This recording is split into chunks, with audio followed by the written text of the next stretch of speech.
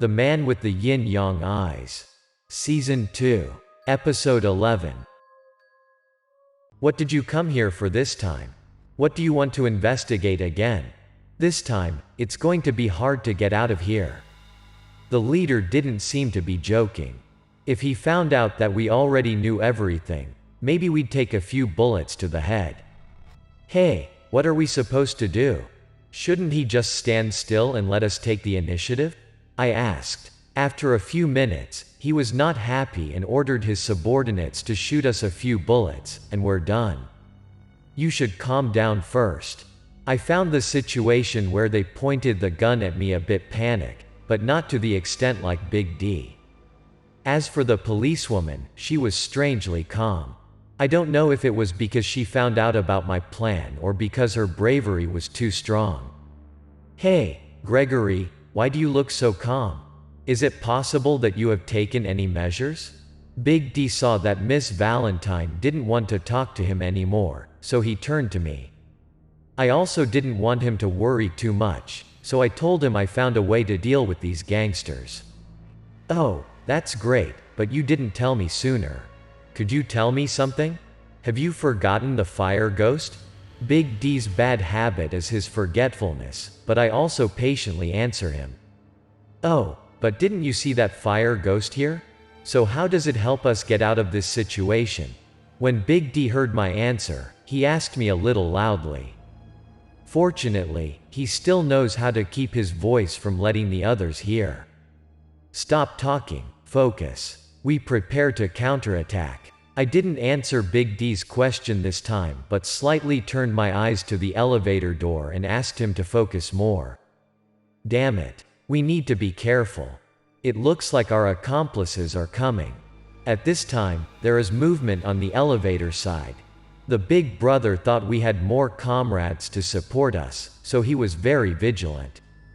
Some of the guys stopped pointing their guns at us and moved closer to the elevator doors, and they still aimed their guns at the front.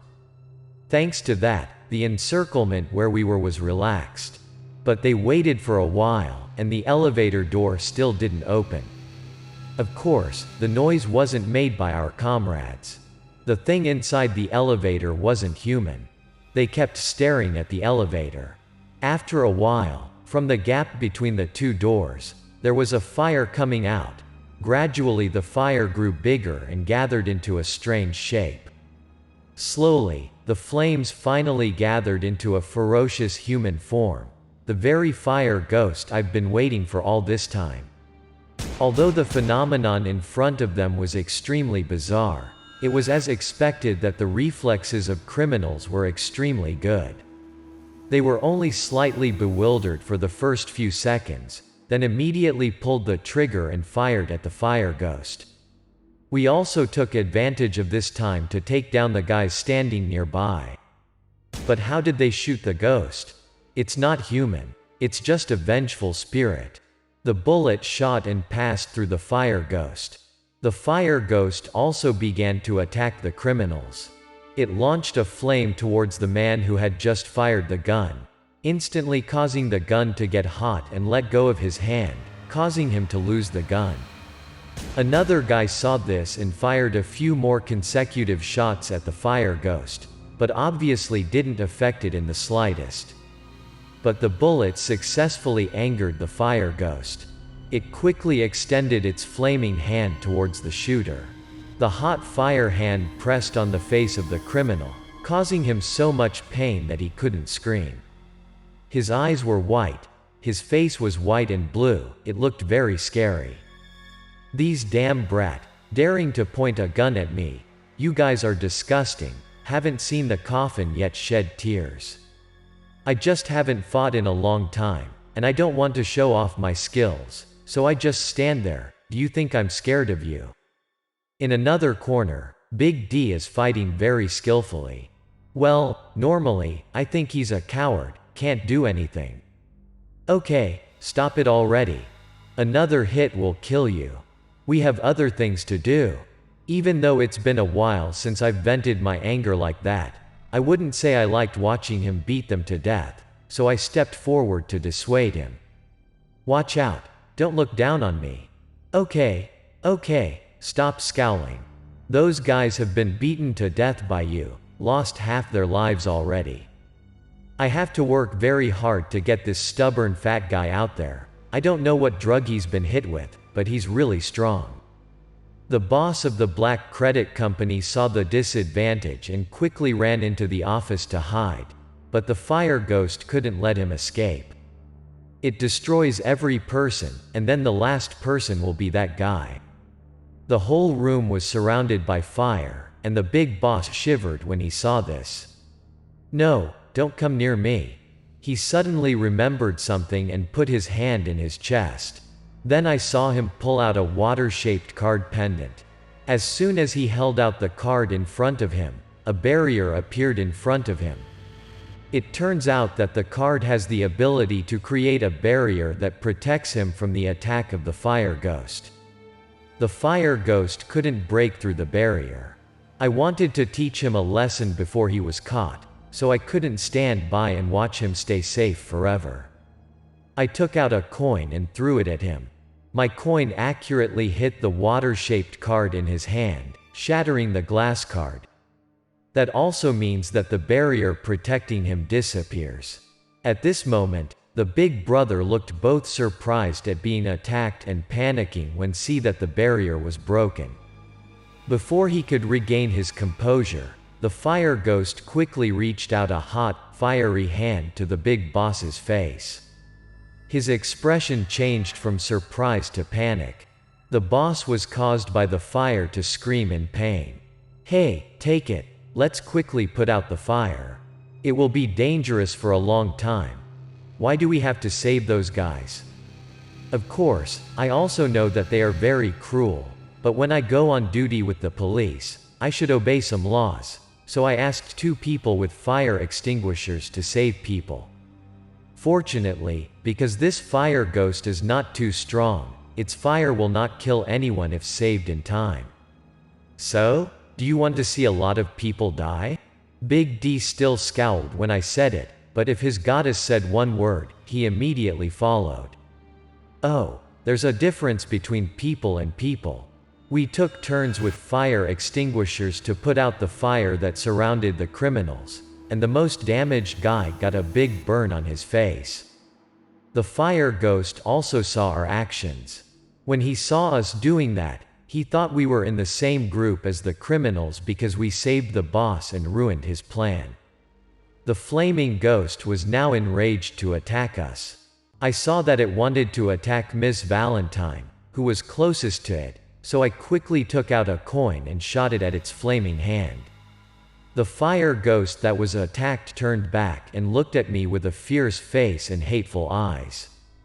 It seems to want to change its attack target to me, but this is also my intention. Big D, quickly give me the blessed sword. When I saw that the situation followed my plan, I tell Big D to quickly give me a weapon to deal with this fire ghost. Big D knew the emergency, so he threw the fire extinguisher in his hand and opened the toolbox he brought from under the car to get the sword, then threw it at me. I precisely grabbed the sword, then started slashing at the fire ghost. Wherever I slashed, small flames fell out and extinguished immediately. I even cut off the fire ghost's hand. The fire ghost seemed to be very angry now. It stopped attacking me and started dodging to buy time like it was thinking of countermeasures. Oh no, I can see the hand that was slashed into the air grow back. It turns out it stopped to give the body time to recover. Sooner or later, you will be captured by me, don't waste effort anymore. Quickly surrender. The moment it stopped, I stopped too, slung the blessed sword on my shoulder, and threatened the fire ghost. You're so stubborn. I told you sooner or later I'd subdue you. Unfortunately, the fire ghost didn't seem to understand what I said, but it continued to attack me after recovering. I am ready. While I was fighting the fire ghost, Big D found the clay pot and put it on the ground. This time, Big D worked really well with me. When I saw that everything was done, I picked up the momentum, took the blessed sword, and rushed towards the fire ghost. "Oh, raging resentment spirit, quickly surrender. But I don't stab the sword into the fire ghost anymore, but jump over it directly, then point the tip of the sword down and chant a spell. Oh, raging resentment spirit, quickly surrender." I landed safely on the ground. The sword then stabbed right in the middle of the earthen pot that Big D had put down earlier, then repeated the sentence I just read. "Do you remember when I followed Mr. Simmons before? I have subdued evil spirits this way." As soon as the pot broke, waves of lamentation sounded from hell, and black smoke spread around the earthen pot. The spirit of the fire ghost was sucked into the pot by a strong attraction. Done. The flaming ghost struggled and screamed but could not resist. Very quickly, it disappeared. The black smoke around the earthen pot and the horrible groans also disappeared. "Good job, lad. I'm worried you won't be able to deal with the fire ghost. Because it's not as strong as you imagine." In the end, everything was resolved. Earlier, Miss Valentine had called her comrades to help. They quickly took the seriously injured people to the hospital. Those criminals did not lose their lives, but in the end, they had to pay a heavy price, and the big brother was imprisoned for life. "It's over, so it's not our business here. Let's take a taxi back first," I said. "Oh, sorry. I have to stay behind to deal with this, so I can't drive you two home. Thanks for the help again this time. Next time when you have free time, I will invite the two of you to have steak," said Valentine. "Oh, isn't it steak again?" Hearing this, we were both a little moody. We still remember the burning corpses, especially when I touched them with my own hands. "Oh, it turns out that you impacted the altar outside, so that how the fire ghost could get in. If I didn't quickly fix a few things on the altar, we might be smelling the earth from a few bullets." "Hey, wait for me. Why are you going so fast?" We went out to wait for a taxi to go home. The fat man cannot walk fast, so he kept shouting. We waited about 5 minutes before we caught the car and got in. "Are you tired? Why doesn't your face look good?" The fat man got into the car and saw me thinking. He immediately asked. Although we did it for free this time, we helped the police solve 2 difficult problems. It will be easier to ask them for help later. Oh no, I'm not thinking about that. I'm just thinking about the 2 fire and water cards that can ward off resentment. Big D thinks I'm upset because I don't get paid, but I'm not that kind of person. The 2 cards seem to have been made by the same person, but in this area. But who else is capable of crafting that thing? I started my guess in a slightly tentative voice. And I wasn't surprised when Big D broke out a cold sweat from hearing what I just said. Did you hide something from me? Otherwise, why would you change your face and break out in a cold sweat when you heard me say that? I asked him, because I feel like peeing, and I have to stay there for so long. But do you think I have something to hide? It's obvious that you have a habit of being startled, but you dare to pretend to refute my words fiercely. I didn't do anything. Don't think about it. Don't think badly of me. The fat guy saw that he was angry at me and immediately lowered his voice, making me even more suspicious. Driver, hurry up. I want to go home to go to the bathroom, and I'm going to pee in my pant. As if he was afraid that I would ask again, he jumped up and urged the driver to drive faster. Oh my God, I'm so lucky to be back in time. As soon as he got home, Big D immediately ran to the bathroom.